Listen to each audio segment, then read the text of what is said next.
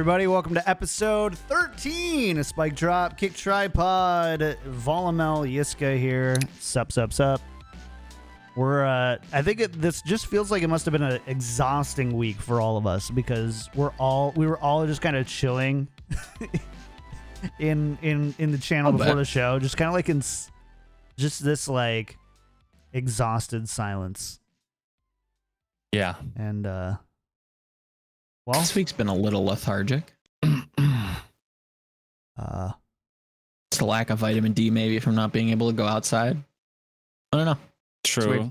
That was one of the things, but also it's like you can hear it's just raining. Oh, is it really? Fair. It's raining. Yeah. It's like they promised me summer and they gave me rain. It's rough. Usually like the days where I take like an hour bike ride before work are the most productive ones. Like I pretty much like I got my pitch in my mind, like the entire structure, just got to crack it out after that. And if I don't have that mind wandering thing, then it's a problem. And I don't think I can get it without going outside. So yeah. Is that a mental thing though? Are you in the psychological part of like, I can't get this if I don't go outside, and that perpetuates it? I think it's I work 80 hours a week and I'm in this tiny ass room. Oops. But you have a tree. You have a tree lamp. Yeah, true. Basically, I actually the great have real outdoors in trees. Yeah. Wait, I'll rip you off a leaf so you believe me that I have a real tree. Yo, don't hurt that tree. What the heck? There you go. Bro, I'm going to smoke it after. That's Come your on. No, oxygen, you're not. man. Shut up. That's your. How are you gonna breathe? Yeah. Just Can't believe you remember, assault the if tree we like all that. suffocate one day, It's your fault. we died one leaf shorter than we needed to.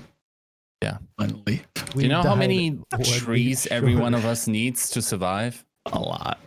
It's way too many, and it almost makes you suffocate on the spot. When you hear that number, it's a lot.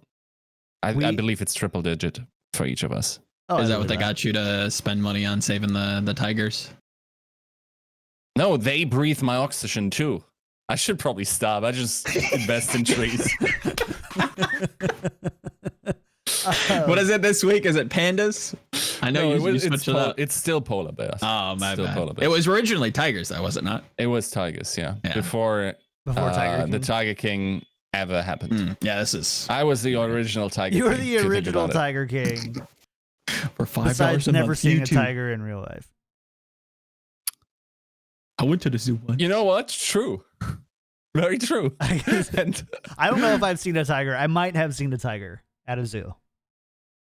mostly because Germans have developed like some moral guidelines, and we also don't. Not say that. I'm sure we have something like SeaWorld, but it really doesn't work that well here. You just play within the rules. Yeah. Like there was. I'm not sure if they pushed past legislation on it. You know, like in German law, basically still animals are treated as things. Yeah. And there was legislation being put forth, like maybe non-people type of entities.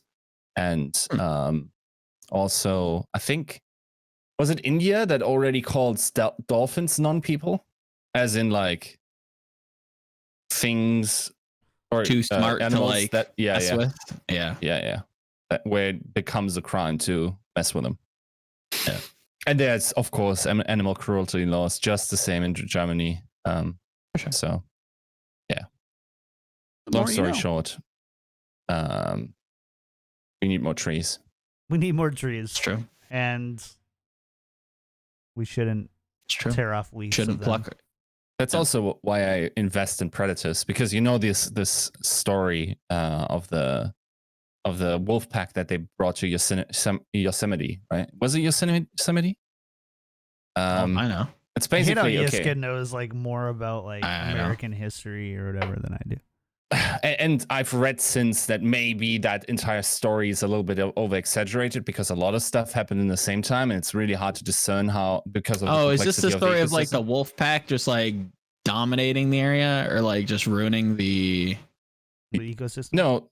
It's like there were no natural predators in Yosemite, I think, and they introduced a wolf pack, and they started like growing rapidly because there's so much food there, right? And that kind of forced, I think it was elks, to be generally feeding a little bit away from the rivers in there. So then they were forced up more like the higher altitudes, and therefore, like trees could once again grow around the rivers, and because of is it erosion, like of the ground, because like the elks were always there, like the water just took away a lot of the earth, and then the rivers itself really like straightened out and became more quick, like just more fast flowing, and that got rid of a lot of animals. So once they forced the elks up the mountain, the river could renaturalize itself, therefore creating new habitats for animals. Now, to sort of bring it back, because in a gaming podcast, these considerations are not that different from game balance. And you will find that one of the Riot Games lead developers, Ghostcrawler, who initially came from World of Warcraft, is actually a marine biologist. Yeah. And has said that there is applicable like ecosystemic similarities to analyzing metas, and like changing one thing, we also know that from Overwatch, just can like completely change an entire ecosystem. Butterfly effect. Exactly, yeah. Now, do we have anything like this in I don't think we've necessarily had anything like this in VALORANT yet. And here's my argument also for that. I don't think if we ever get a widespread meta change that domino affects something out of the meta, it would probably not be an agent. It would probably be a gun. Yeah, I think it's definitely economy based. And maybe that's where the operator comes in. But yeah, let's go down the list, because I know we are going to talk about some balance changes. But yeah, a lot of crying about the operator at the moment on ladder and in the pro scene. How do you change it though without making it just not price go up? I think the biggest gripe is that on what is it, the halftime, the 26th halftime round that you previously got, you could buy light armor and an op, and people are big mad about it. I think that changes now that the fact that we're going to like CS overtime where you have to win by 2 and you get to play both sides. There it's like, okay, just normal rounds. I don't think it's just gonna sway either way. Yeah, I don't know. I don't get it either way. Yeah. Well, let's talk about the patch notes then. And let's jump in at the top. We did see a weapon change. The Guardian had its cost reduced from 2,700 to 2,500. So normally the Phantom and the Vandal, thank you, 2,900, and then you had the Guardian at 2,700, and now they've reduced that even further to 2,500. They tuned it a little bit. I think it fires a bit slower, right? And then it hits heavy, not medium. Penetration, yeah, penetration is heavy, not medium. And so they want it to be a little bit more of a long range kind of pew pew pew type weapon, and it's great. Joe, do you use the Guardian? Sure don't. Yiska, do you use the Guardian? I used to, yeah. Like the problem is, okay, I anticipate myself using it more, because the breaking point of that gun in terms of where it was economically was always like am I really like I'm just short a couple of bucks in order to buy this over the Bulldog, which I would do every single time if it was possible. But then if I'm already at the place where I can buy a Guardian, maybe I just don't take this second orb for Sage and therefore can buy upgrade to the utility. Real rifles. 400 is a big enough difference where it's like, yeah, okay, maybe you can do it now. Now the problem is, once again, with these changes, I haven't played around with them yet, but like, is it actually better than the Bulldog? And I think that's a big question, because like the one tap potential of the Bulldog, especially with in Zoom, is actually not that bad. And the Guardian also doesn't really excel close range, does it? No, especially not with the rate of fire reduction from 6.5 to 4.75, which not entirely sure what they're measuring with those numbers, but seems considerable enough to be noticeable. Yeah. Does if you click heads. It's true. Most guns, you could argue that as well, though. Nope, just this one. Yeah. I think this opens up like an interesting... I'm attending yoga classes. I need to stretch this far, but like maybe you see more force buys with the extra money you get. I don't know. I don't think I just the gun feels fine. It just doesn't seem to fit anywhere. It's not cheap enough to be a Marshall, which again people really don't buy unless you're like TSM on winning pistol rounds. It's not an op. It's not a rifle. It's somewhere in between, and it doesn't really do anything better or worse. It's just kind of like plain.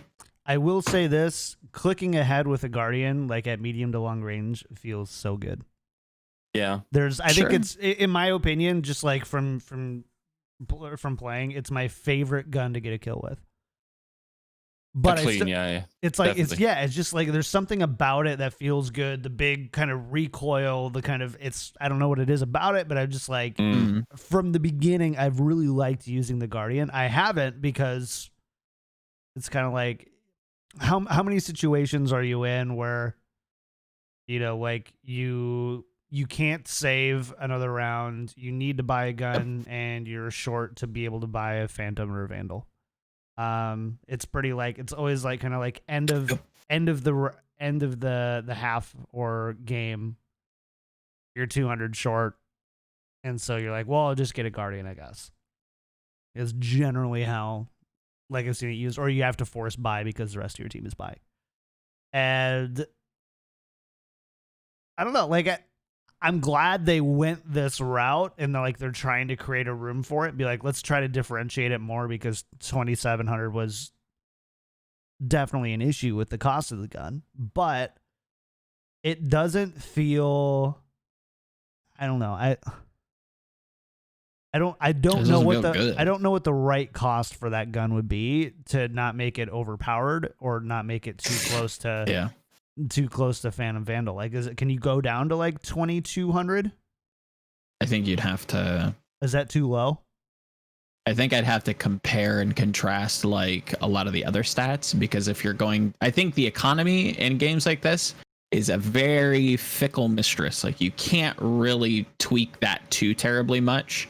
And if it is aggressive, you're going to see like a big shift, and it might not be a shift that you really want to see. So I think you have to like take something out. Like you have to balance that somehow. So either reducing the rate of fire further, maybe reducing the clip size, increasing reload time, stuff like that. Maybe you could argue that would make it more interesting, but right now it just feels samey. I don't know. I don't see too many people. I don't think too many people are going to be like more interested in the Guardian now because of the 200. I don't know. It didn't feel very popular before. Not a good gun. Pro play. I don't know. It gives you an extra buffer if you like are a little bit short on getting a Phantom or Vandal, right? Like that's kind of what it ends up being. I do think like you brought up an interesting point though on economy, and I do think that that's one of those spots where Yiska talked about just like 5 minutes ago about those things, that those small changes that can have like really big expansive effects. Like economy changes are definitely one of those things where changing the price of guns have, I think, bigger and more unforeseen consequences on the economy than, or on just the game in general, than I think we realize yet. For sure. Yes.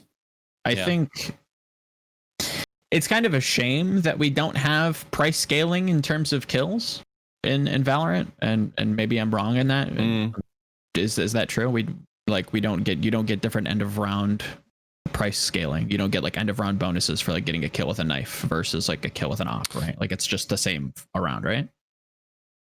I'm not sure about knife, but everything else, yeah. Yeah. Okay. So like, I think that's like another like artificial way you could balance guns with in regards to the economy, rather than just like nerfing the price. Is like if you introduced price scaling or kill scaling, however you want to kind of define that. Maybe CS has a better definition for it.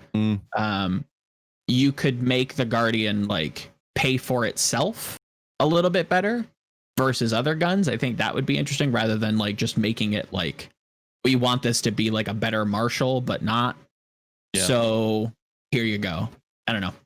It just feels fine. It feels like a gun like will be fun to like play around with on certain angles, but I don't think it'll be a good gun. I don't think it'll be popular. It'll just be like there.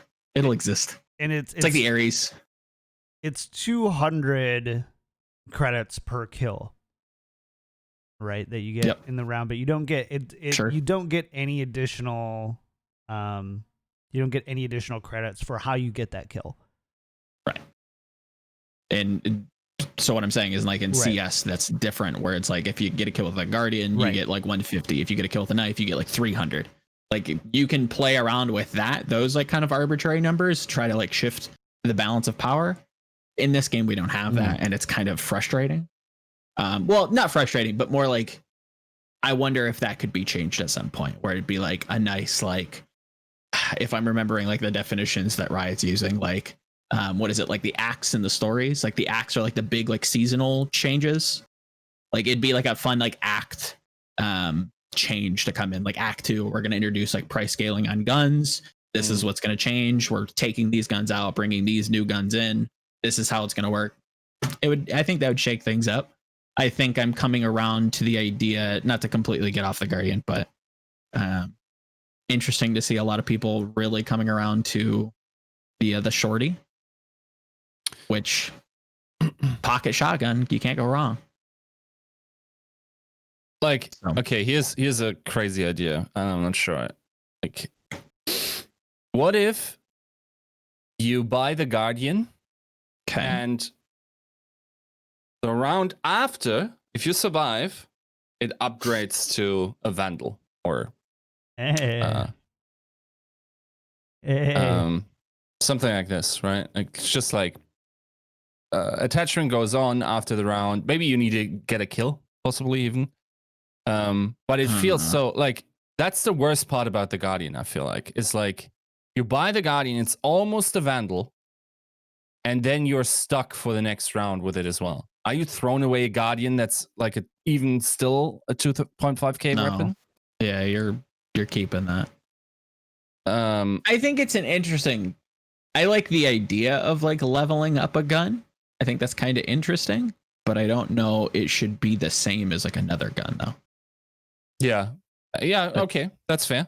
That's like a good thought. Giving the Guardian like a bonus if like you kill some, like you get a kill, or like you meet some sort of arbitrary goal, end the round, and then the next round after, when you still have the gun, it increases in value in some way, whether like the rate of fire is increased or the something about it upgrades. I think that would be kind of interesting to see. And it doesn't need to be by a lot, just so it stays competitive with like full gunnage, because it's like I don't know. Like to a degree, it's so niche in the applications it actually has, if you think about it. Yeah. I still think like the Bulldog is actually also pretty garbage in it's not a good gun, but it's one of those like, okay, I guess I have to buy. It's fine. I like it better than the Guardian though. For like the aggressive price cost, like it does its job. It's okay. Is it frustrating at times with the damage fall off? Sure is, but it's a little bit more versatile in a lot of different situations than the Guardian is, like holding an op angle with a terrible op, basically. Yeah. Like what it should excel at, that you could argue that the Marshal is better at that. I'd say so. Or not, maybe not better, but like way more cost effective. Cost effective for sure. Like better is. Yeah. I mean, you need to hit the headshot to kill, right? You need to hit the shot. And if you're going to hit the shot, then yeah, the cheaper guns. Might as well spend about $1,000 less. And you get more chances to hit the shot, to be fair. But people also trade you. So like, sure. Yeah, I don't know. Like, just compare it to the Vandal. Like that when a Vandal swings on you and when you have a Guardian, like there's virtually no advantage you have in any regard, at any range, anything at all. It's just a straight up better gun. And that's there's a few guns that I feel like that too, where it's like, if you deleted the Guardian, would anybody notice? I don't know. I mean, I and this is the thing where I don't know. I don't know how big of an impact the penetration changes have as far as like wall banging a little bit farther away. You know, can you wall bang across courtyard now on Ascent? Like, is that far enough? Like, if you can, like, does that have some larger? Is that one of those ripple effect implications that, like, kind of give you some different level of value, being able to keep that level of space but still be able to kind of anticipate opponents, and maybe it's not this direct like duelist weapon. And again, I think maybe if the game was a little bit aged, like if we were a little bit deeper into the game, I think penetration power it feels more swingy or more powerful or more impactful rather. But right now it feels like people just don't shoot walls. And I think it's a mistake. I feel like that's all I shoot. Fair. I usually am clicking past the people I'm aiming at, but past the people you're painting an outline around them. That's fair. Yeah. I think it is a mistake, and I think penetration power is going to be a big like area of balance going into like the future of the game. I think we're probably going to see a lot more like apps that are going to like have the Ascent like barriers to them so that you can't do that. But yeah, right now it doesn't feel like that's really going to swing much. It just feels, just get rid of it. I don't know. Like, I'd love to see Act 2 come in. The Guardian gets replaced with something. Don't get rid of the best feeling gun. I guess. Leave it. I don't know. Just leave balance it. I mean, whatever. Cheap. You're not taking out Viper because she's bad, right? Like, just leave it. No, you don't take out a. I mean, I think that's a little different, right? Like, one's kind of part of the face of the game, and another one is a tool. Like, you can take a tool out of the game and then bring it back later when you figure out what you want to do with it and implement something different. That's probably still very samey and nobody's really going to use, but at least it has like a role. What does the Guardian do? You're peeking into Marshals with 1,000. Viper is good on Ascent. We've gone over this. She has uses. She has one ways. The Guardian, bad op. She's good on bad Ascent, Marshal. where 10 million other characters are very good. Are better. Yeah. I agree. Yeah. All right. We're not turning this into a Viper conversation. I'm going to tell you right now. Buff Instead, Viper. Viper needs love. I'm going to vote surrender on this topic, and we're going to go to the next one, which, is the new surrender changes. Does anybody feel like this is a bad thing? No. Okay. I didn't think so. But I was genuinely like, okay, does anybody have any spicy things to say on this? Because I'm like, seems good to me. I don't know. Yeah, you know, like you're playing casual, you only need 80% surrender rate now, and you can surrender a little bit early. Yeah. You can feels good. I'm glad I don't have to play with, the jet that only wants to play with the Marshal. Somehow I saw this in CS2 where like people will one trick guns. They're like, oh, I just play with a scout. It's like, but why? What? Why would you want to do that? All right. Like one trick culture has like moved into other games, and it's very bizarre. And I think in Valorant it's very much the same way, where it's just like I'm gonna play duelist, and I'm only gonna use the judge. I'm It's practicing my judge play for this one. Yeah, I'll surrender out of that game post haste. Like, get me out. Like, I'm good with just going to the next one, boys. Yep. So you could surrender earlier. It used to be round 8. Now it's round 5. The big thing, or this isn't a big thing, but this is just kind of an interesting note. In competitive mode, any unplayed round that,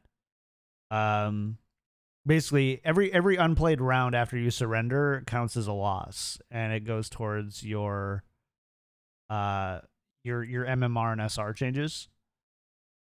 So yeah, makes sense. Let's say it's 8-0 and you surrender. It means you get 4 rounds of lost credit. It's as if you got 12-0'd, or if it was 7-1. Interesting. You would get 5 losses, so it would end up being 13-1. As far as I understand it, and as far as I've had it explained to me. So it's interesting. I mean, it kind of makes sense. The one thing that's interesting is they don't note that those count as win credits for the other team. Only loss credits for the losing team. For the surrendering team. Oh. And I don't have confirmation on that. I don't know how it actually. They just didn't say anything about it at all in the patch notes. Yeah. So I don't know. Like, does it look like a 13-1 victory to me, or is it just a 13-1 victory, or is it just a 7-1 victory? Yeah, makes sense. And a 13-1 loss. I don't know. I think it should fully count towards the intended score. You think? It should, because like if you're forcing someone to surrender, like okay, sometimes it's of course like always, someone disconnected, or someone is running judge on their duelist, You have some sort of thrower, or I think that's like majority of like the games. I think you're going to surrender. I think surrendering will be very used.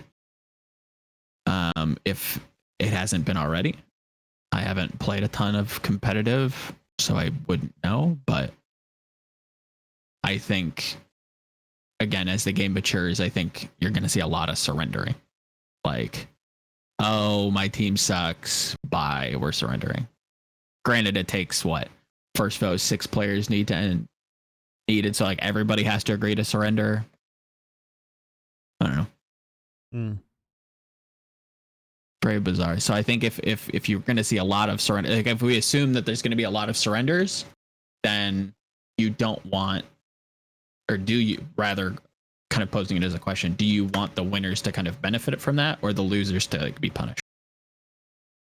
Yes. Yeah. Like, yes. I think generally, even though there are outliers for either case, right? There's also cases where, again, you're beating them 7-0 because you're a really good team, and you should just get boosted, like I get that. So I feel like in the end it would probably balance out. I don't know. Yeah, anyways, I think not really worth diving too much farther into. But yep, they did. I think the other change is that only 80% surrender is needed in unrated mode. So sweet. About it. Makes sense. All right. Sudden death changes. We do have some sudden death changes. These are pretty big ones. This is for competitive only. Unrated gameplay is still unchanged, so it still just goes to pistols. So competitive now has a win by 2 overtime format. Teams alternate between offense and defense, are fully reset, given 5,000 credits and 4 points short of their ultimate. After every 2 rounds of overtime, an automated vote will trigger to determine if the match should continue or end in a draw. And then, as a side note, players can gain rank off of a draw, but they will never lose rank. So, seems like such a bizarre. Like, why would you ever not draw? Because you want to win? Yeah, but you still get SR. You Or can like ladder points, whatever you we're calling it. can still get SR. Yeah. But you So won't Joe, lose there's it. something that exists called pride, and Interesting. here in America we don't draw, sir. We go I don't all in. know. We go all in and we win, or we go all in and we lose. Let's go. Double Yeah. down. I Double don't know. down. I don't know. You could legitimately be in the head office for Riot right now, because I remember the reason that EU LEC like went to, I think, was it best of 2? Best Was of because 2, 'cause they're like- Europeans are used to drawing. We're used to drawing in football, you know. Like, what kind of a reasoning? Like, gotta be like easily one of the most like meme worthy like official responses to something I think I've ever seen come out of somebody's mouth. And where I thought you were going with this was like looping back to like Ghostcrawler, because coming from WoW, he wasn't super beloved, right? He left at a time, I think, that the game itself wasn't super beloved. Yeah. I think, though, as a person, he is still very much. I thought he caught beloved a and lot of revered. flack. He did. He definitely wasn't a Jeff did. Kaplan. Yeah. Totally, but he also like just kind of told it how it is. Like he didn't go tiggle bitties on it, but he did go like he did venture into the like what a dumb question type of response to like why would you even Yeah, he ask that? smited some people. Yeah. Yeah. But I wouldn't say I feel like Random. if it wasn't beloved, I would say he was and still is well respected. If people didn't love him, I think a lot of people like understood the role and knew, or at least like were willing to be like, well, you're at least like competent at your job. Yeah. Even though I hate what you're doing. To add context, I've only heard like very polarizing opinions, left, right, very few center on Ghostcrawler. Sure. Seems to be a little quieter on the Riot front, but when he was at Blizzard, it seemed like you had an opinion. You either liked him or disliked him, and it was very interesting. But just kind of interesting tie back. But as continuing into the patch notes. Yeah, Is there much to talk about? Not really. The only other thing is spectator mode's broken right now, so you only see the top player on each team for scoreboard, which is like impossible to see economies and buys and everything else. Ultimates. Oof. Oof. They cannot. I think they added. They cannot get that spectator mode right, man. Like they cannot figure that out. It needs to be soon, dude. We had the Phoenixes for the longest time that would just like be there, and you're like just placeholder images. Yeah, placeholder images. Then you had like it's weird to say, but I feel like I can't remember if it was the first or second patch is when the spectating mode was the best it ever was. I think it was the first one. The first one, and it had its problems because it didn't have some of the tools. It had bugs and it like wasn't perfect, but it wasn't like I can't tell who is dead and who's alive. I can't tell who's on my team and pictures who's not. on the mini maps are gone. Or like I can't tell who's where on the map. Yeah. Or I can't. And now in this one, this is like the worst one. Honestly, like it's one like we could always fall back on the scoreboard was correct, and so you know between rounds you hit tab and you just kind of like at the very least. Gotta get that right, because if you can't get that right, jeez. What are we doing? So yeah, hopefully that gets fixed. Like I still feel lenient with Riot because the game's so new, but it's like, okay, sure, gotta get our stuff together because pizza. We're starting to get this stuff off the ground. Like we're gonna move into esports here in a second, and Europe's like finally got their eyes open to like what this game could be, and now we have spectator snafus and kerfuffles and whatnot. It's like not a good time. So hopefully that gets fixed. Yeah, I agree. Hopefully they figure it out. Still though, let's talk about esports. And I keep forgetting to hit this thing. Let's talk about esports. And that is last week we did have the Gamers for Equality charity event hosted by 100 Thieves. You know how last week we said, like, it's really unlikely that we're going to get this many really great teams in the same tournament again for a while. We got all these great teams in the same tournament the next week. We did. Yep. But Yeah, don't butt me. But big but. big but. I'm smelling some big old horse turds on this one. Okay. You've got tell Myth me coming more. in for TSM. A Yeah. substitute. Yep. He's not a substitute. That's a streamer. Like, that's not equivalent. I don't think very many people really tried. It is a charity event. It is, It's a charity but event. you could have done something cool here. I think with the teams invited, we could have had Is a really charity cool not event. cool, Joe? Like, what in your mind is not cool about benefiting Charity's great, Gamers for Equality? but this, unfortunately, What about not a charity equality? Or do podcast. you not support? I'm all for equality, but I wish Jeez. we could have had a cool tournament to support the charity and not a Myth waiting room. He's scratching his back right now. You busted out Boy. like a retractable back scratcher. Why in the not? middle Things are of the- handy.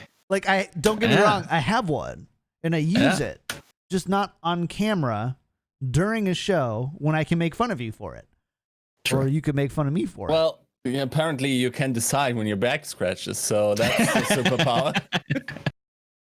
I can. It's like kind of like having to go to the bathroom.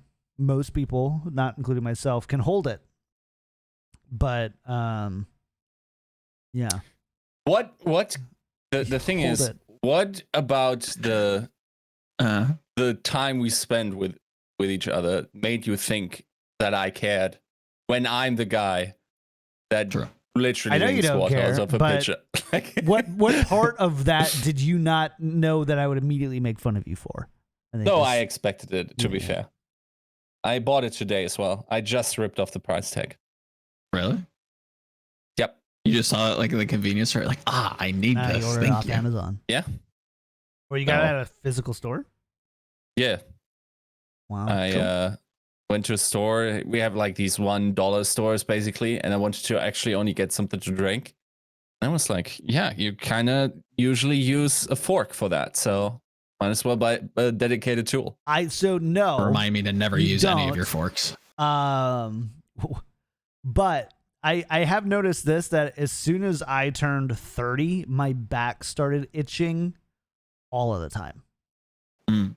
It's just like once you hit the big 3-0, you just like you have it's like, why is my back It's weird. itching now? And it's like, it's not like, oh, it itches and like you like kind of rub it against like something soft and like, that was good enough. Like a rub is as good of as a scratch. Yeah. I don't know. It's like I need something sharp and pointy now. And I'll also tell you exactly why that is. Because Yeah, why is that? you can now never truly be naked. Because even if you put down all your clothes, the hair that starts growing at 30 just will completely keep you covered. Now, No, I think that that's rubbing just against your, That might be a German thing. like, do I have to reveal my shoulder just to No. see what I kind of a believe monkey you. I am? You no, have I to believe realize you. that some people are just like human pork pie. They just don't grow hair. Some people are just bald. Some people just like grow an intermediate amount of hair. Like, And yes, some people are just like little fur balls. I'm just like every Like morning. yourself. I'm in the bathroom just with a machete, just trying to get that stuff off me like an alien life form. Like it's unreal. Can't believe this is what I wish the I show had a has machete devolved for into. this tournament because I Okay, was I get hoping it. It we'd wasn't get the something most with like this. competitive version of it. No, it But- wasn't. And I was hoping it was. John, like Disappointed. you know, I watched the first two games of from Wardell's Representative, and sample. he has a great word for the types of plays he was making. He was playing Jet, he had an operator, and he had basically every other round, he had a glue sniffing dash through smokes every time. Just like hard peeking into people, no scoping them. He knows constantly. he shouldn't, but he just does it anyways. Because he didn't care he's for putting this on one. a show. Yeah. Yeah. And I respect that, and I understand that, like, it's a show match, it's a show tournament. It was a fine and fun dandy. charity tournament with good teams and players playing madly. Yeah. So that's why I'm like, did Sentinels win? It's not like, and again, there's nobody here on this show saying like, has TSM fallen down the ranks? Like, this is not. I'm not. Yeah, you know me. I pre-pose those types of questions for you guys so that you can review them ahead of time, even though you never do because you probably don't even have the document open now. But I do. It's tabbed, but it's because I ask you about subs at the end of the show now, just to get you to open the document. But anyways, that's a good method. Yeah, very well anyways, done. So Couple of you reflex. anyways, we're not asking those types of questions. But no, we're not. These big teams did get together in the same virtual room again 1 week later and played against each other. I think Hiko was out for a good chunk of it as well. He had internet. He like drove to Michigan to play for the rest of it. Yeah, he had internet problems. Yeah. Huh. Yeah. He just wanted to be closer to Joe's birthplace. Or my problem is Michigan sucks. The reason why esports exists or should exist is because we somehow need to get the same out of the experience as in a gladiatorial arena. So if nobody's soul dies by losing the tournament final, did it actually ever happen as an esports game? What is fun? Get fun out of my esports. I want satisfaction and pure survival instinct. That's what I'm watching esports for. Thank you very much for coming to my TED Talk. Here's what I have learned, though, is that you two, both of you, are very holistic in your view of competition in esports. And I'm all for that. But if esports and sports exist for competition, but stay for entertainment. In other words, if they aren't making money, those competitions stop being on your TV. To which I say, we gotta stop raising better humans. That's right. That's not a thing. So you guys don't understand. You can't say debates with you this can't man say on these because topics. it's a charity because you had fun watching a charity tournament that you're a bad human. Say it. No, you can say raise it. money Bad humans while sacrificing Wardell to the gods. That's how it works. It's right. I just like Joe has has already come send out his as organs back to the Joe has already come out suffering. as anti-charity. Are you anti-charity as well? No, like jokes aside, of course. Like it's all fun and games for a charity event. I'm just saying, please get off my timeline telling me that this means anything but like circus. Like it just doesn't. It really doesn't. So it's difficult because I'm sure some of the teams like took it seriously and some of the teams actually tried. And then Myth plays for TSM. It's just like, all right, cool. I guess you just don't get out of groups. Best team in the world. Sweet. Yeah. I don't know. Like it's one of those things where it's just like I think everything looks different if like they try a little harder. If 100 Thieves obviously don't have problems, but maybe that's not something that you can control. Yeah, I don't know. I was just a little disappointed. Like all fun and games, go for it. I think that's cool. Charity's sweet, but Joe's hopefully we can get disappointed another. That really good teams had some fun and raised money for a good cause. I wanted really good teams to play in a tournament that also supported a good cause. Viewership didn't so much to ask for.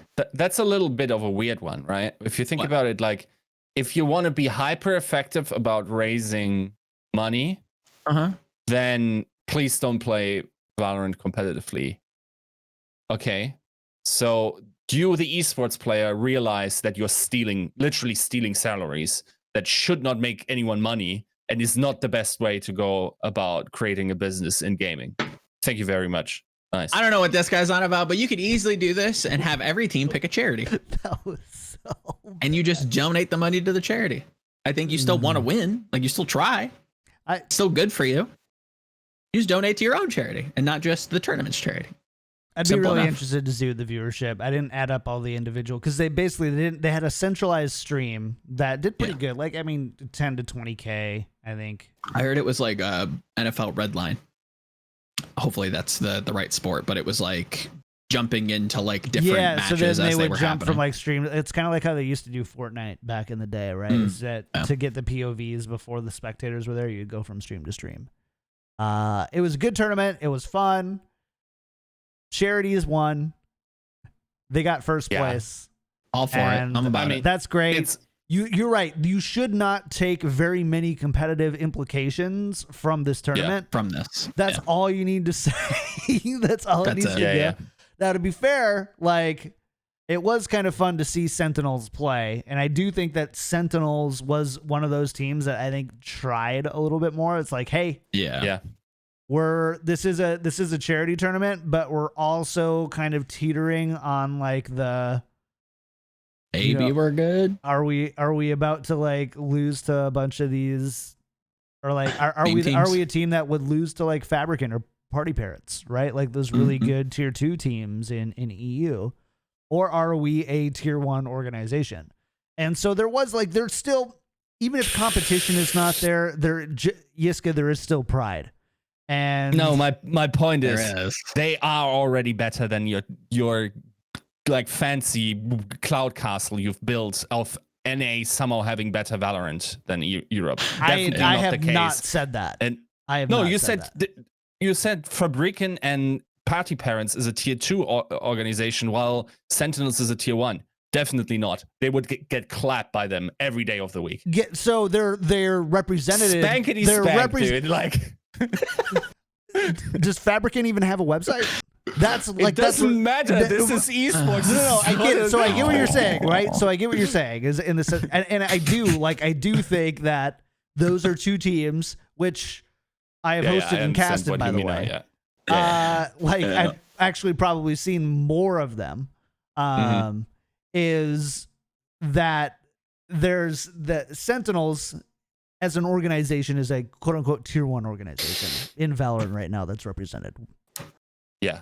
I mean, it's been known that Americans can make a lot of like. I don't know why it has anything to do with. I don't care. Like, the only reason that we care about Sentinels probably at all is because Sinatra's on it and you're in the Overwatch League. So hey, Shazam's on that team. Yeah, come on. And because their name. I mean, even like their name, I don't know. Maybe I'm like an esports boomer, but it's like no website, no tier 1. Like, Appearing Cloud, you're correct. No website, no tier 1. That's the thing. Like, this team could easily be picked up by Fnatic, and I would have no issues with that, right? Who? Fabricant? Like Fabricant? Yeah. I think like it's actually weird to see. Just saying.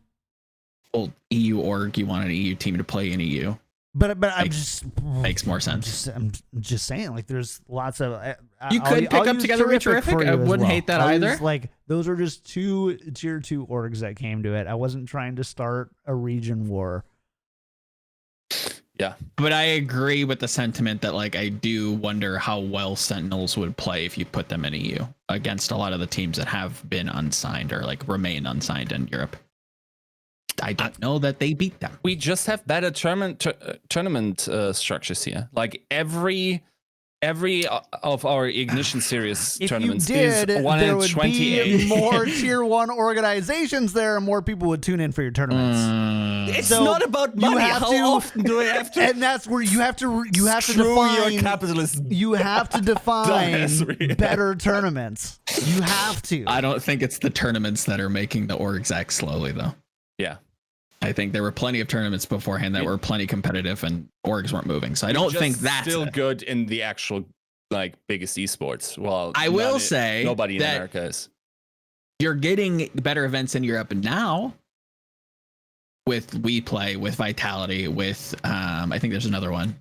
They always were. Okay, you're saying it from a like brand creating point of view. In terms of finding out brand, I would say like even just like the quality of teams that are just invited. I mean, we didn't have invite tournaments. That's my point. Yeah. Like there's always been teams worth inviting.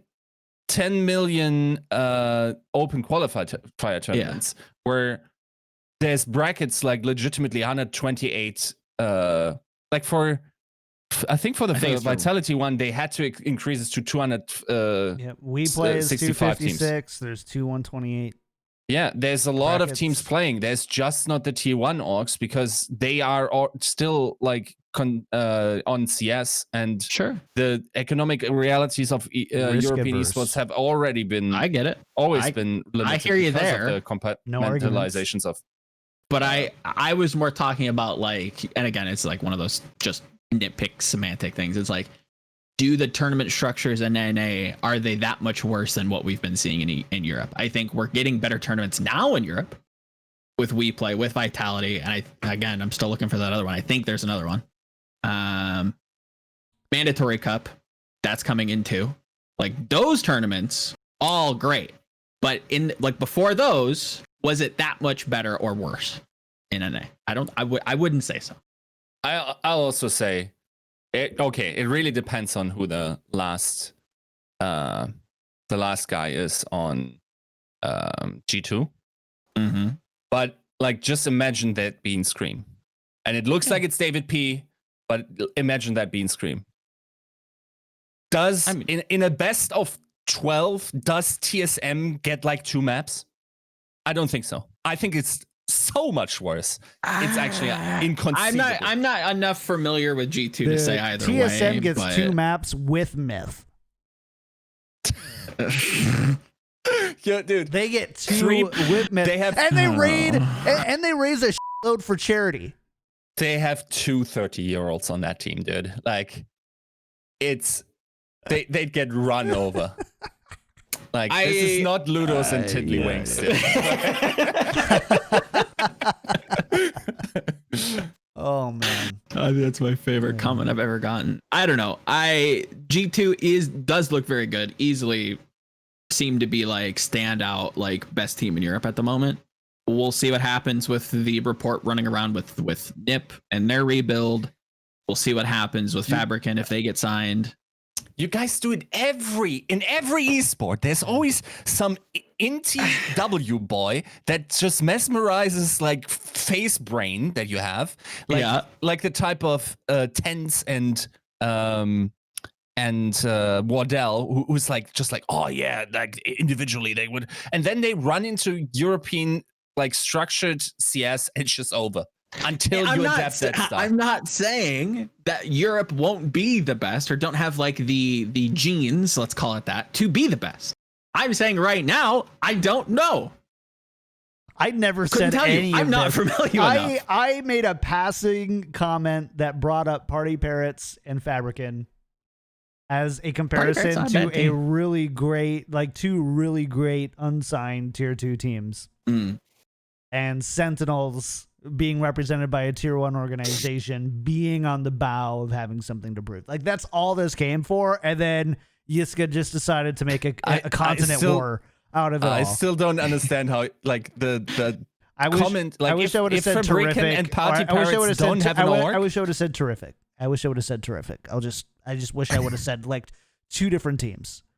Like if Party Parrots, and if you acknowledge that Fabricant and Party Parrots aren't even an org, how could they be a tier 2 org? They are not. They are tier Z org. No, and I think that's what he meant was like looking at like teams. Would that be a fair representation of what you're saying? We're Yiska is gonna win on semantics, but like I think they're thoroughly like in terms of gameplay level, they are tier 1 teams. In Europe, and from an organizational point of view, there's little to say about them because they literally aren't organizations. They're scrim guys where they set down an MS Paint and made a logo. I understand. Yes, I understand what you're saying, and I'm sorry for incorrectly confusing you with the terminology.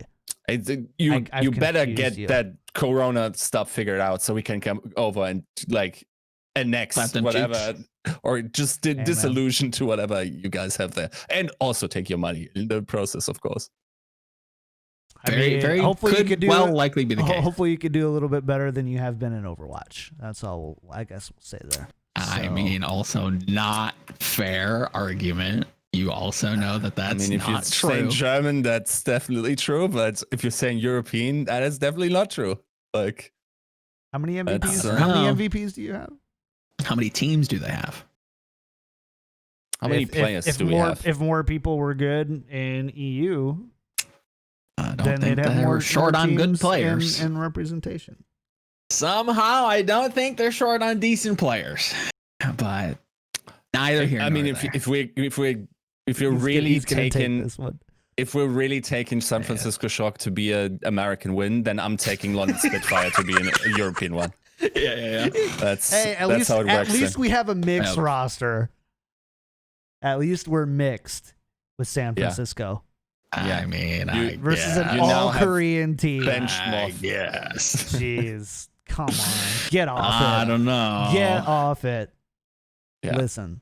Are you going to claim Mixwell because he once played for Optic for like 6 months and now he has a green card or something? North American player, by the way. Depends on how good his American speaking is. He speaks good American or not. Oh. No, stop. Abort. Why do you give me these other groups where you know that this could get us banned from Twitch? I know because I know where those buttons are for you now. Oh my god! After doing 130 episodes of podcasts with you, I know where your buttons are. That's just like my brain just went like, okay, but guys, code red. Like, don't say it. Don't say it. Don't say it. Don't speedrun being banned from the U.S. Army. Like, jeez. I still don't know what's going on with that. We're not going that there. whole thing. We're not going very there. Bizarre. Stop. We're not going there. See, Nothing. No, we're not. Regardless, so now we've got. We talked about gamers for equality. We did it. Should we go now to we play? We can talk about what is there to talk about this team? Just because it's all fun and games. We're playing it up a little bit. It's a good cause. It's all fine. Yes, fine and dandy. charity's great. I'm not mad at anyone not taking this seriously. No. The only thing that I get mad at is when my Twitter feed looks like, oh, what does this mean for the power levels? And it means nothing. People are saying that. People are looking at this with some sort of weird skepticism. Also, people I respect. Outside of like, I'm not going to take. I know exactly. I know who you're talking about. Cross podcast, like war, but I have some eggs to crack. Like, let's say that. All right. Well, yeah. I want this. Just again, give me more of this. I want more T1. Nerd Street gamers. I want more of like this quality of teams and tournaments in NA. Continue with this, please.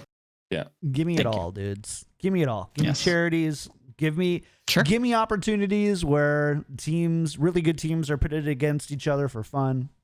Give me it all, dudes. Well, give me it all, dudes. Give me it all. There's a place for it all. There's plenty of room at the table. Here's actually a okay. serious discussion that we can entertain, because I thought it wasn't going to be the case and it would solve itself. I think we're so oversaturated to hell. Oh my god, I cannot stand it. How many with the number of tournaments going on? Yeah. I'm really, really tired of it. Because, I think like there's legitimately probably in each region 8 to upwards to 15 teams that have a win rate of tournaments like every third tournament they win. That shouldn't be possible, but they just like evade each other and play like their own respective little cups, and you have no hierarchy developing at all. You don't have any interesting competition developing, because these guys go like, oh, that's a $1,000 tournament, let's farm this. Okay, this is a $500 tournament, but they are already in this, so let's not go here. Like, this is, and then like keeping up with this and trying to come up with like sensible team profiles, and half of these games aren't even streamed, and like, yeah, nah, I'm done with this. Like, and the Ignition series helps a lot. I won't care outside of that, unless you literally like assemble 60 to a percent plus of the best teams in your region, or I won't care. I just don't. I can't. But that's the thing. We're culling the herd right now. Like, as the Ignition series continues to grow, I think the PAX Arena Invitational just got announced but a couple days ago for North America being the next Ignition series event for North America. We have 3 in Europe right now. I think those are going to shift and become like the tier 1 events over time. And a lot of these cups and weeklies and this tournament and that tournament will probably fall to the wayside, at least hopefully. We don't have just another, big tournament just come in, throw a stack of money at somebody and, kind of overshadow the Ignition series and don't get that stamp of approval, because that needs to be what we pay attention to the most. For the hardcore audience, if they want to follow everything, great. But over time, that will go away. Like the feeling of oversaturation, because I feel it too. It will go away, and I think it is going away with Vitality, with WePlay, with that's actually, the PAX. You're completely right. I think I completely missed the phrasing of the issue. It's not an oversaturation issue. It's a lack of focus issue, and a lack of clear delineation between what is a tier 1 event, what's a tier 2 event, and would that change? It's 40 C tier events every week. Yeah. Would it change if they gave Ignition series like a point value? Like, if hypothetically, like in a pre-COVID or a post-COVID world, you give these Ignition series events qualification status, right? Does that change the focus if you give them like stakes rather than just money? I mean, it depends on what it leads to. Sure, but I would say like a major-esque event where it's like the international event, all players from all around the world that qualified through the Ignition series. You have them at a LAN again, post-COVID. The thing is, yes, I agree. But the thing is, like, the way the Ignition series was done was like a bunch of these Ignition series tournaments were actually not serious esports tournaments. No, they were they weren't. Influencer And I agree. hype beasts. Like, yes. So, like they probably and I think this arc or this episode is called Ignition, right? Yeah. And I think we'll go through this epoch, and then once we hit the next one, call it something else, get rid of this influencer stuff, and let's start seriously tracking. I think we have to champions. We'd have to agree that has started to go by the wayside. It still hasn't been completely purged, but we're seeing more tournaments come out. Is that even true? What? Are you saying it got worse? To be clear, I mean, it's tough because influencer-based events, we've had very few, if any, post-launch, right? So, and then we had drops in pre-launch, and so that inflated stuff. So yes, I would say so, but it's to be expected, though. No, it's a little bit of a disingenuous argument. Yeah, I don't know. But I just want to stop caring. The only point is that again, coming back to this fundamental difference is like there's just because it's not the most competitive tournament format does not mean that it doesn't have value for the competitive scene overall. Yeah, for the ecosystem and whatnot, and for like feel good PR reasons, and just like atmosphere and whatnot. No, I agree that it definitely contributes, and I'm being very elitist with that opinion, right? Like that they don't add value. It's just you can do that all like be my guest, please do. Yeah. Please increase the size of the scene. I just had an issue that we didn't have serious tournaments for a while, and now it's like maybe I'm just like still in that mode where that wasn't a reality, and now it's actually coming to be, because yeah, for instance, in Europe, like these back-to-back weekends are actually really solid. Like, Yeah. They're great. Definitely, whoever comes out, like let's say a team wins both of these events or gets to the final of both of these, while the other teams don't. That team is now the best team in Europe. Yeah, almost definitely, because the all of that was so thoroughly done. I love it. They have huge open bracket like qualifiers. They go through this with like full best of 3 systems, double elimination brackets. Like Vitality even runs like a full round robin. Like that's good stuff. That's thorough stuff. Nobody lucks into getting into the final of any of these events, and nobody gets into them based on like a daily performance. And that's also something we will need to get used to in this game. If it's anything like CS, there is something like this one day phenomenon where you think you have an idea what a player is like, and then one day he just feels it and hits everything, and is for one day literally the best player in the world. And if this translates to Valorant, it will cause upset performances every once in a while that won't be able to be replicated over a bigger sample size. That's why I love these thorough like events where it's like so many fail safes for the best teams to not be upset in a best of 1, which is just unsatisfying to me anyway. Doesn't make for great entertainment in the finals if you upset the champion, and then most of the time, like teams very seldom are like there's very seldom just one team in the world that's clearly the best and it's just stomping everyone else, and it's not competitive, right? Most of the time it's at least one other team. Yeah, there's like usually 4 teams that like can trade back and forth. Very rarely, it seems like, from the little bit of CS that I consume, there's just like a standout that wins everything for like a very long period of time. That's the problem. That like, for instance, there was and it's not this era of big, but there were tournaments where big like upset huge teams, got into the finals, and then the finals were 3-0 blowouts. Sure. Right?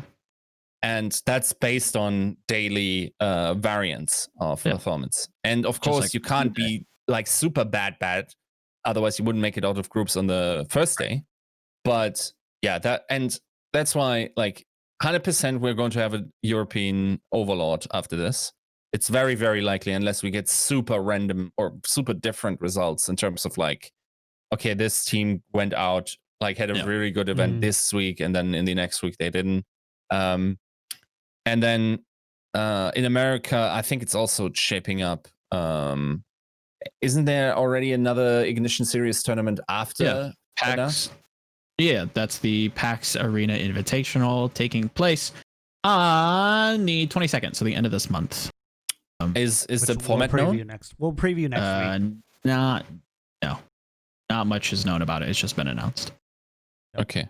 But I will say, to your point, though, with like the lack of focus with Ignition and the idea of thoroughness with like the tournament, how do you feel about the We Play tournament, the We Play Invitational next week, basically next weekend, roughly, with Fish123, G2 Esports, NIP in their rebuilding, Prodigy, Party Parrots, 2 open teams, and Forza.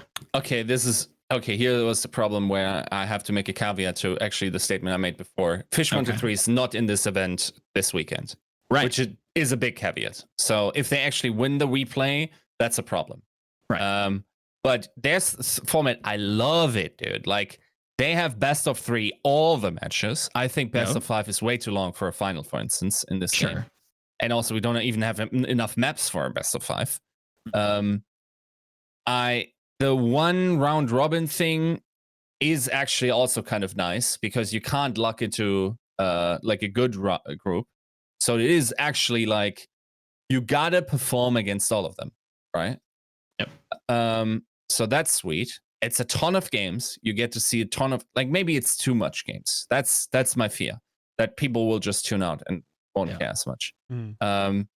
But other than that, like I think just the format, especially also the qualifiers, like they run 2 qualifiers where whoever emerges from these qualifiers will be a very good team, right? We can almost with certainty say that this will be the case. Yeah, I think there are like 2 or 3 like obvious teams that weren't invited, kind of where I was trying to point you in the direction of, where it's like, okay, why is a team like Forza invited over a team like Fabricant?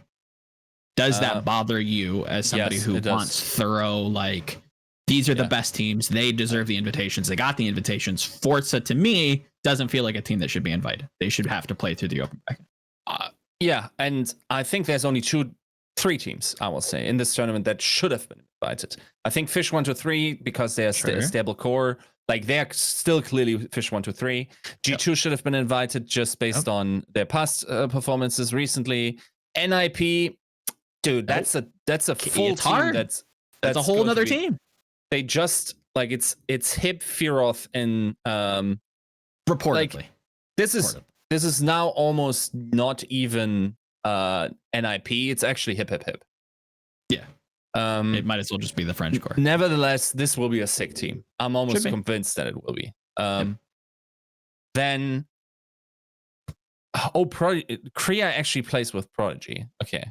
Well, okay, so much for that theory. But yeah, that Prodigy lineup. Prodigy is like it. That is, if you wanted to explain to someone what this ship of Theseus, like this thought experiment is like none of the Prodigy rosters ever had any consistency between them. Like, it's just like, it's an agency that just throws players around and somehow get invites. They're never usually bad though, right? Like, they're usually pretty good. They sign good players, which is really solid.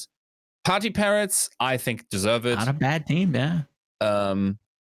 As goofy as their logo is. Yeah, I think Fabrican, I would have given I would have probably given Fabrican one over Prodigy if my, hardcore elitist. I don't see. That's the thing. I don't hate any of these teams. Like, I don't hate Nip. Like, yeah, they're rebuilding. That's fine. I don't hate Party Parrots. I don't hate Prodigy. I obviously don't hate Fish 1, 2, 3. I look at Forza. I'm like, this team isn't good. Yeah, and they haven't played that terribly much. That could. I don't know. Yeah, Forza is a good call. Yeah. I'm just like, I don't know. I'm suspect. Like, you can qualify, but you look at a team like Fabricant, they're doing well. They have been doing well. They're going to qualify and probably beat Forza. Yeah, a number of times. Yeah, that's just where I was interested on where you kind of landed on that, because if we're going to like lambast, G2 for throwing stupid meme showdown, or not the influencer event that they did, like stamped it with Ignition, which I think is wrong, and I think Riot hopefully will get away from that as the game progresses, because we can't just give everything the stamp of approval, or we just have to differentiate the stamps, right? Yeah, and I'll say, like, ideally we would maybe have 2 invites, 3 invites, and then have full open qualifiers for the rest. That's very hard to do. Yeah. Right now, I think that's tough. Like, you're asking a lot from some of these teams. I feel like, I wonder, I feel like I fall on the opposite side of that fence, where I'm like, because there's so many events right now, you kind of lure teams in by saying, we'll invite you, so you don't have to play all these extra games, so that you can spend your time playing elsewhere. Yeah. Because you're good. Yeah. I mean, that definitely also is true, which is another problem with the scene, I would argue. But the Ignition event tag should make you. It has to mean something, and by throwing around influencer tournaments and stamping those, which I think is wrong, but we haven't had too many of them.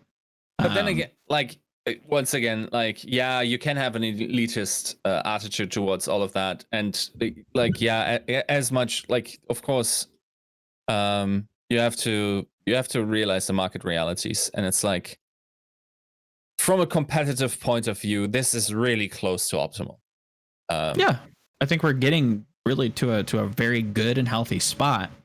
I just I think, and I agree with a lot of what is being said. Like I think I agree. Like influencer tournaments should happen, but I don't know that we should be stamping them with the Ignition series if that's going to mean something in the future. In a international LAN event world where that's possible, unless we just make another stamp and the Ignition series is just Riot stamp of approval, and there's just a different way to differentiate these tournaments. It's just like a Riot approved kind of thing, and they're spreading a wide net on the type of events that they have throughout that. And the thing is, I'm not even, and I'm like, okay, wow, I'm definitely talking out of my lane here, but it feels really weird to, like, influencers all fine and dandy, but these influencers are gone. I would say all of them within the next 3-4 weeks. They won't care about this game. This is not a game that you can build a stream on. So do they not like take the vast majority out of their viewership with them away from the game? And isn't it perhaps, wouldn't it have been more value to get people invested early? So by like, oh yeah, like this scene is really dope, like just by I'm missing the word, not word of mouth. Is it word of mouth? No, like I mean, like people telling their friends to I feel like that's almost the same but cheaper. I feel like that fits the build with them as well, like with how they wanted to kind of I feel like how they effectively painted the game into being like, oh, this is, you know, for the hardcore, like we're gonna invest a lot into cheating and we're gonna invest a lot into like server tick rate, this, that, the other thing, all these like little micro things that only like the hardcore people feel like they care about, or it seems like they care about. It seems like that would also fit that bill, where it's like we're coming out of the gates with like a tournament, you know, a weekend. They might not be the best teams, but we're throwing the checkbook at them and we're kicking this thing off with the Ignition series. It feels like that's the way that they maybe my bias is showing and saying like they should have went that way, but again, completely out of the lane in terms of like what that means. And this is like a part where like maybe my world is just so much different than your guys's, but I immediately look and like, this is number one, Valorant is a video game.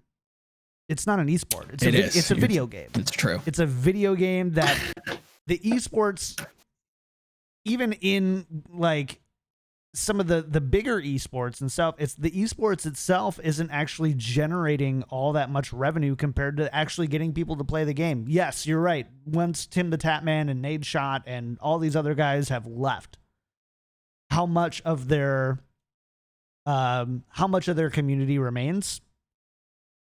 You don't know. In the same way of like, you're gonna like this one, Yiska. Let's talk a little bit about Twitter ads for a second and SEO.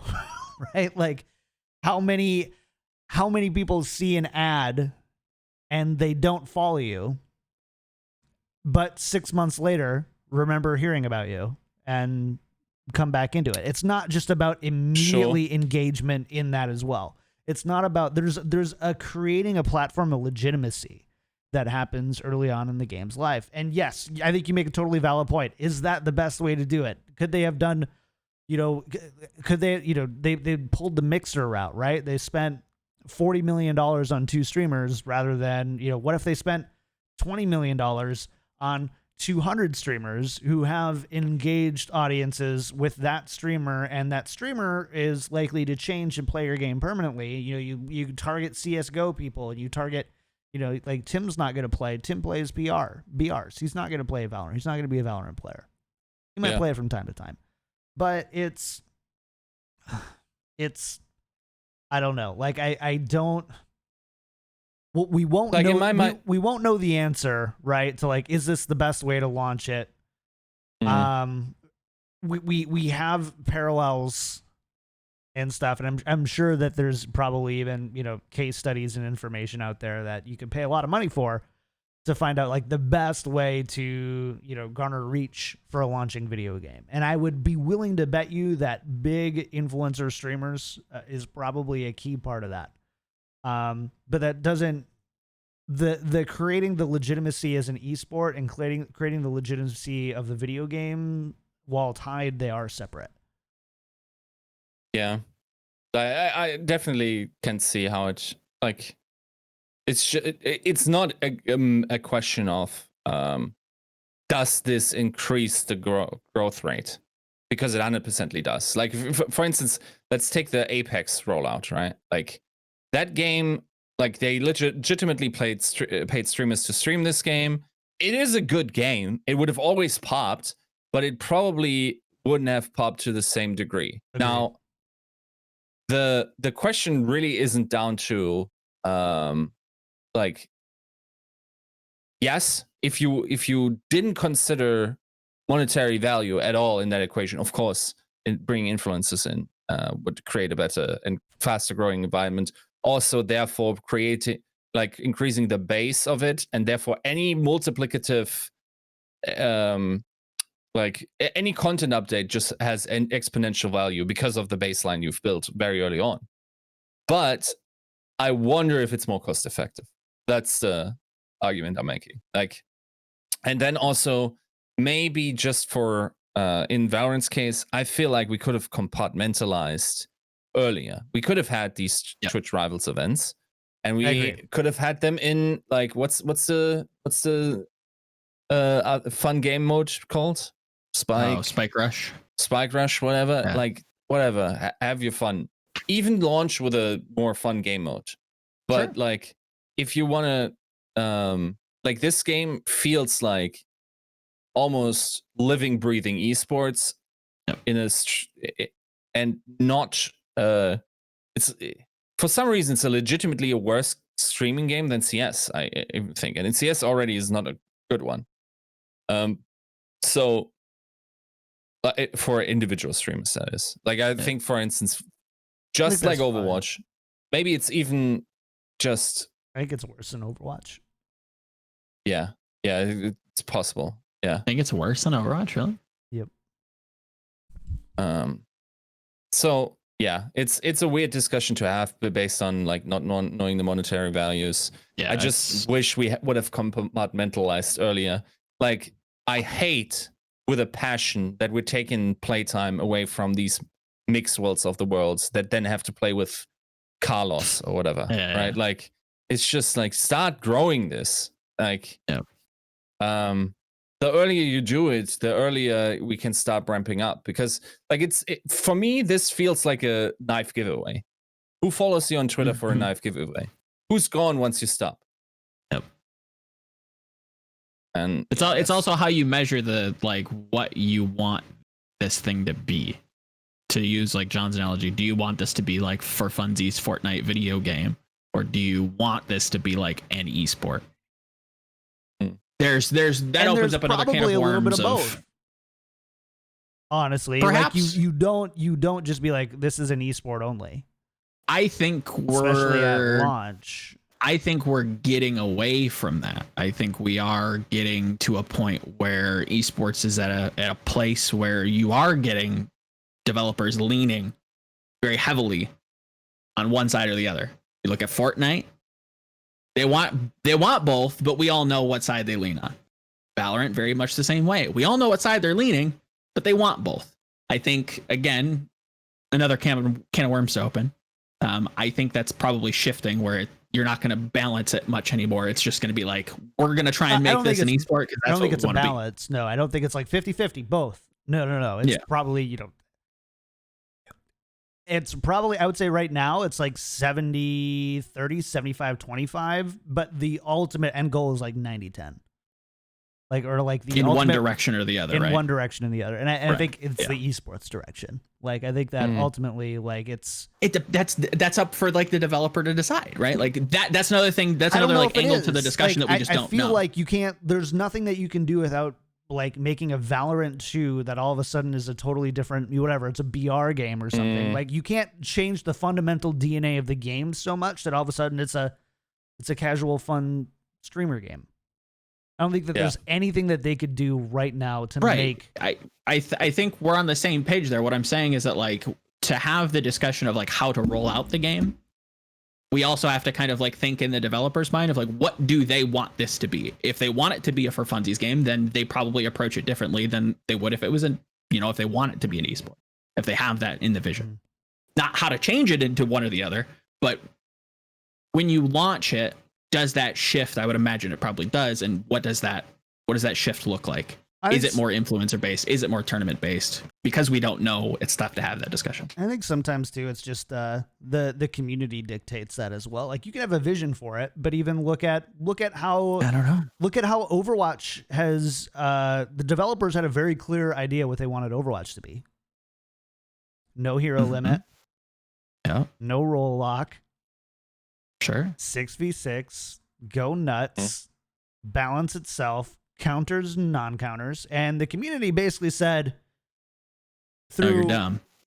That doesn't work, or that can't be balanced, or that's not fun, that's not what they want, what we want. And now we have the Overwatch that we have today, and it built itself out. So yes, I think you're correct in that Riot should and does probably have like a, based on what we think is the most fun version of this game and the most successful version of this game, like this is the vision we have for it. But they've said multiple times, too, it's like this is the reason why we're not diving into esports and announcing a big league at the beginning or whatever, is because we want it to be community-driven and community-led. And so, like, as far as what it ends up being, I don't think that the question is ever, will it be an esport or not? But it will be kind of like, what do those tournaments look like? Do people like these big open brackets? Like Hearthstone was really fun to watch unknown players play against each other. It's just like, it was just a fun game, and you didn't need to see the biggest players every time to do it. But then there's like Overwatch, and dude, I cannot watch two teams I don't know play Overwatch. Like Open Division, I can't do it. So, I don't know. I don't know. I think that's like a whole nother. That's another conversation. Whole nother can of worms. That's another conversation for another day. For another day. Exactly. You know what I'm saying? Pretty much. So Ignition Series going on over the weekend, or not over the week? Yeah, over the weekend. Well, Monday, the 13th and the 14th. Oh, we've got Vitality the qualifiers, and then we're going to talk about it. So Vitality started today. You've got that. The We Play Valorant Invitational is 13th and 14th is when qualifiers start, and then the main event is the 15th through the 17th. So you've got that to hang out with. Definitely got some good Valorant this week. Hell yeah. You do. Looking forward to it. All right. Let's get out of here. Yiska, subs? Yeah. What do we got? So for subs, we like Chris went large again, so let's go through these. I sent Jello once again with a sub and 300 bits. Ooh. Also longtime follower of the show.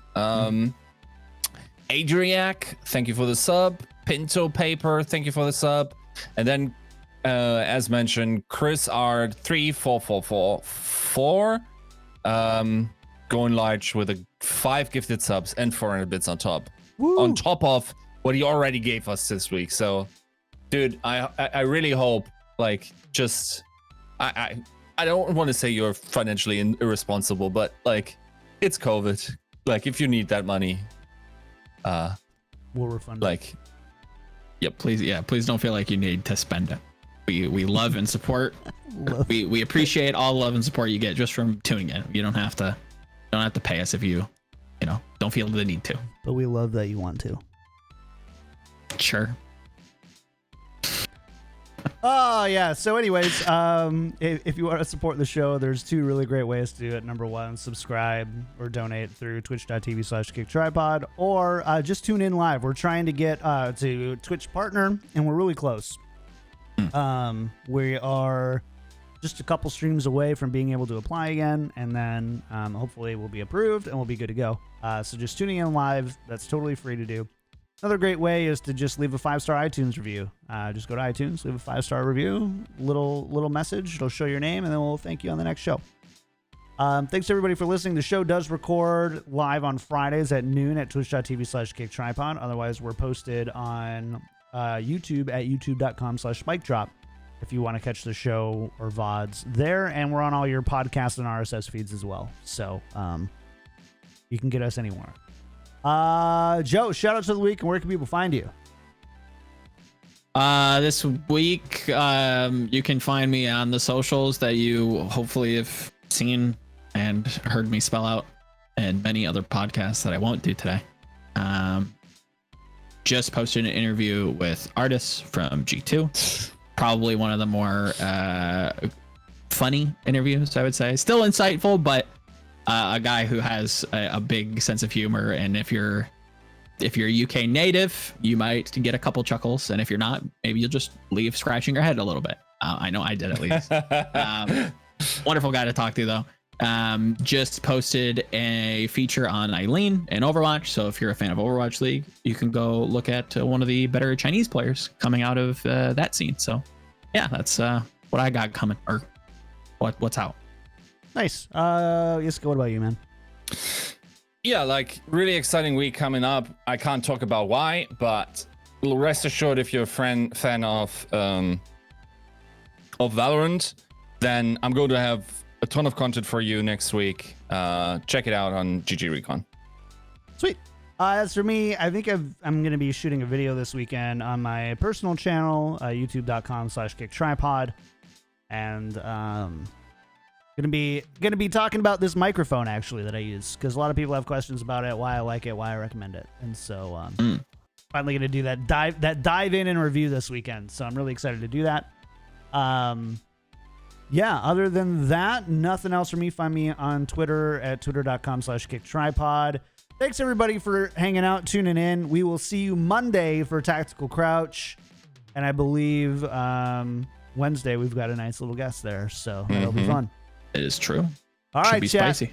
We'll see you on Monday, and next Friday we'll have an announcement for a game night for those of you who wanna come and play games with us. So cool. Nice. See you guys. Bye.